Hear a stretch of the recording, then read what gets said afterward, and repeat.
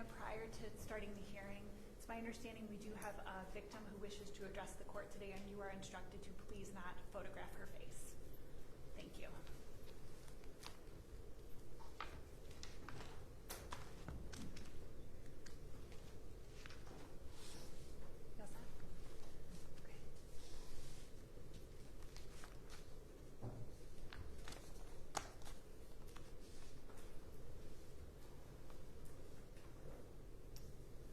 Good morning. We are on the record in case number 682899, the State of Ohio versus Jalen Jennings. Present in court today is the defendant, Mr. Jennings. He's represented by counsel, Attorney Fernando Mack. And on behalf of the State of Ohio, we have Assistant Prosecuting Attorneys John Kirkland and Yasmin Hassan. We are set this morning for purposes of a sentencing hearing. And Mr. Kirkland, on behalf of the State of Ohio, do you have any victims representatives, or law enforcement present who wish to address the court today? Your Honor, we do have a victim present, but my understanding is the victim does not want to address the court by the media. Is that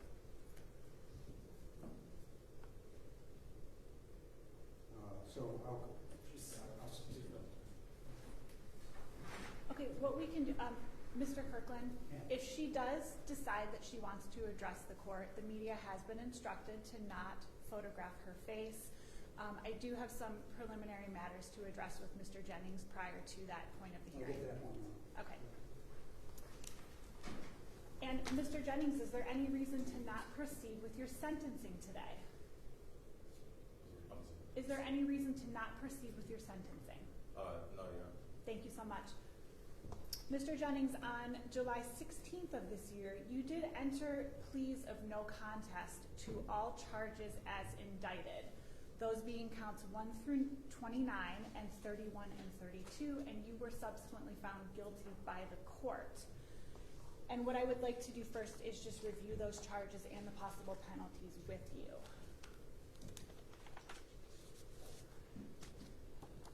Mr. Jennings, counts 1, 4, 7, 10, 13, 16, 19, 22, and 25 were all attempted murder counts in violation of Ohio Revised Code 2923.02 and 2903.02a.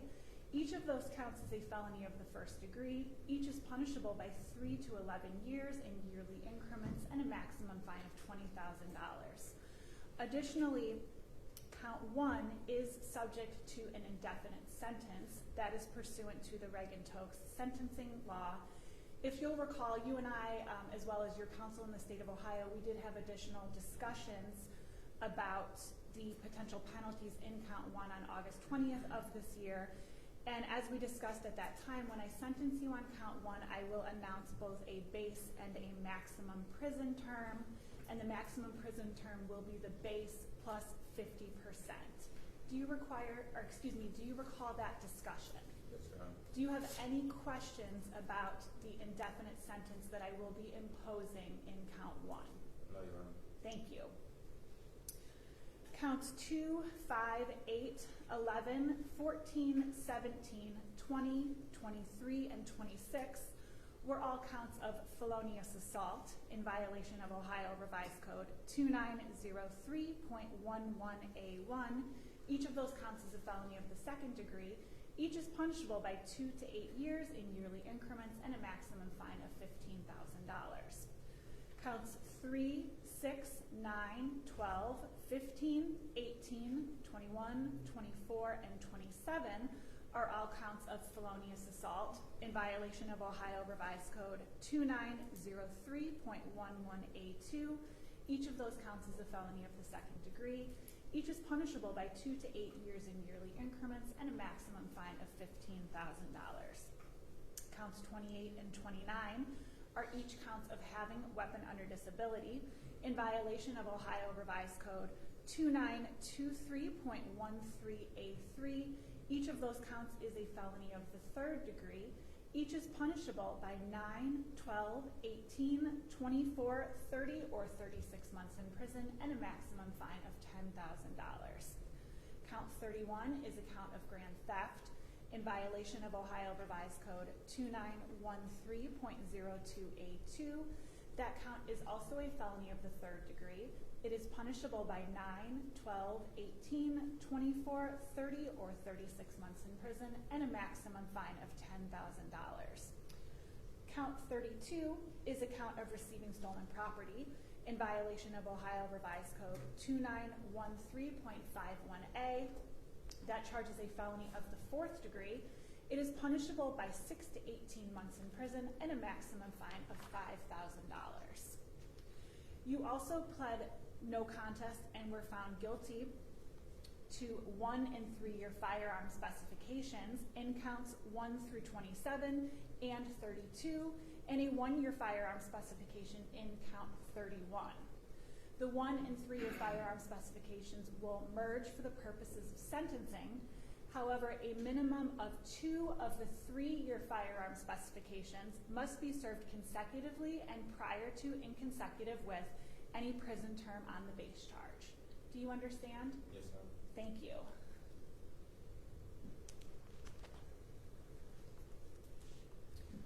The court has received and reviewed a pre-sentence investigation report that is dated August 29th of this year, as well as a mitigation of penalty report dated August 28th of this year. And lastly, the court is in receipt of a letter of support from Mr. Jennings' significant other and accompanying photographs. Have the parties read and reviewed these documents prior to hearing on behalf of the state of Ohio? Yes, Your Honor. Thank you. And on behalf of the defense? Yes, Your Honor. Thank you. At this time, I will turn first to the state of Ohio. Mr. Kirkland, what would you like this court to consider prior to imposing sentence? Your Honor, if I might, the court obviously has heard of these charges, is aware of them for some time. However, we'd like to play for the court actually some video which depicts what happened that particular day back in July of last year. And after that, we'll play some body cameras which actually reflect the officers of the Cleveland Police Department who responded, and actually will have many of the victims shown with their injuries actually shown. Those will be quite brief, and thereafter I might have the victim speak, and it also provide to the court input I received from all the other victims regarding the nature of their injuries and their feelings about this matter, Your Honor. But first we'll start with a clip of that evening. Thank you. Now, this is the parking lot, which is basically across the individual you see walking away from you with the dark shirt and the light-colored pants and the sparkly belt is this defendant, Your Honor, Jalen Jennings. He was parked up down below, right? You can see the back end of this parking lot. He was parked back in this area with 2 other individuals in their car, actually. You'll see Mr. Jennings. This is a food truck. He was wandering around there for a little while.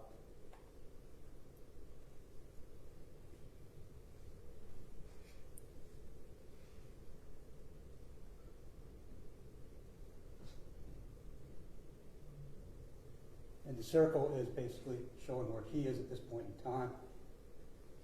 Again, this is the early morning hours of July 9th on West 6th Street.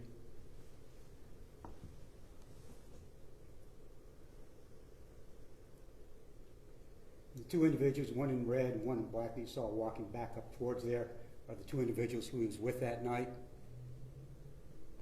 at Rumors. This is actually across the street. Another video.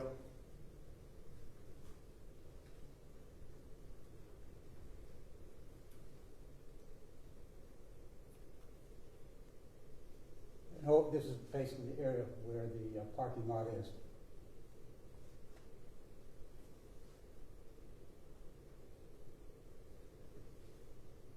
This individual right there, again, is Mr. Jennings.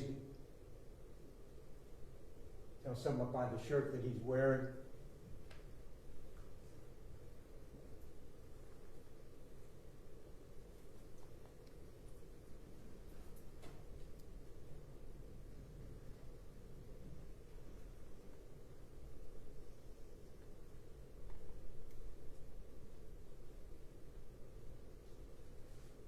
This is a Barley House video down here.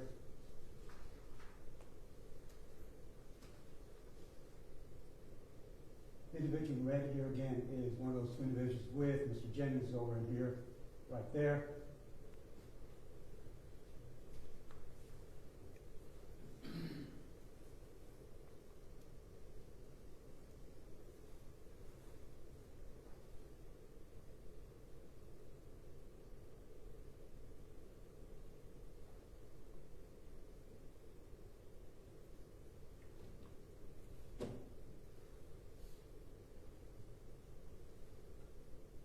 He walks away, and you can see the muzzle flashes, which just occurred. You see how everybody's running. This is cut back to the parking lot, which we saw earlier. And there again is Mr. Jennings running away. You see he's kind of hold up his pants, and he's got his hand up against his waistband. That's, we believe, we put the gun back in the waistband afterwards.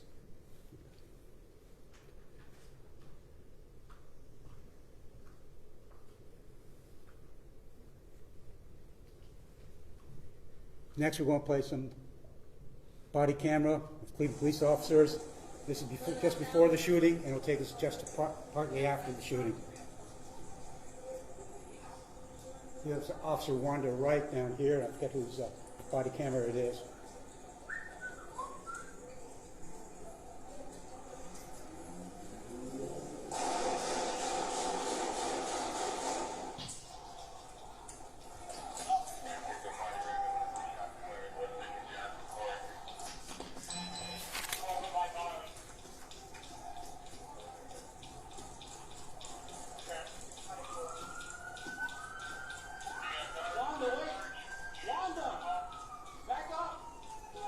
Parking lot area the food truck just talked about was passing.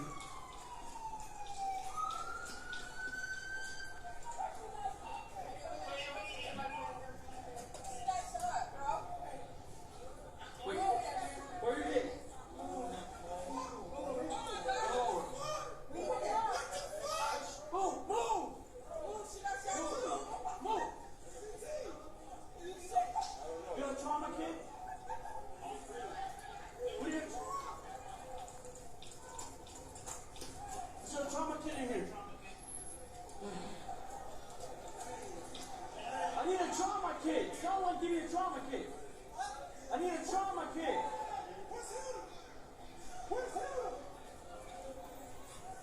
Put pressure on your legs.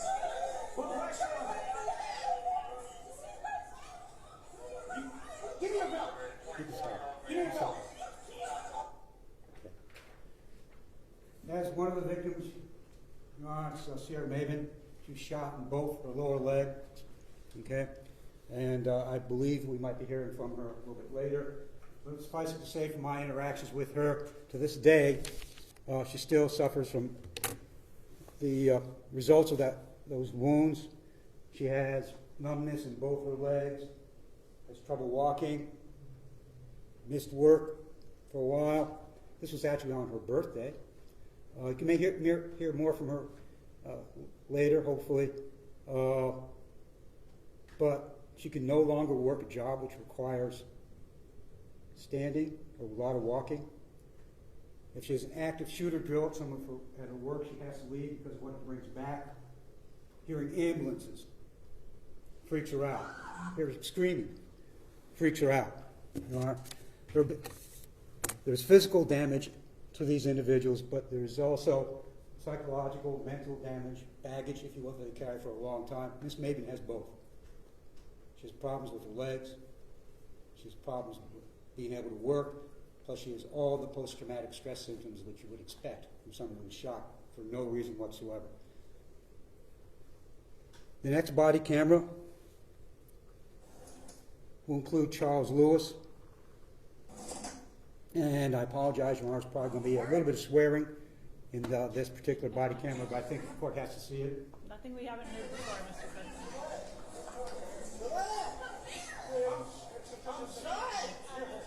That's Mr. Lewis, you see right there without the shirt, to the left. What's that?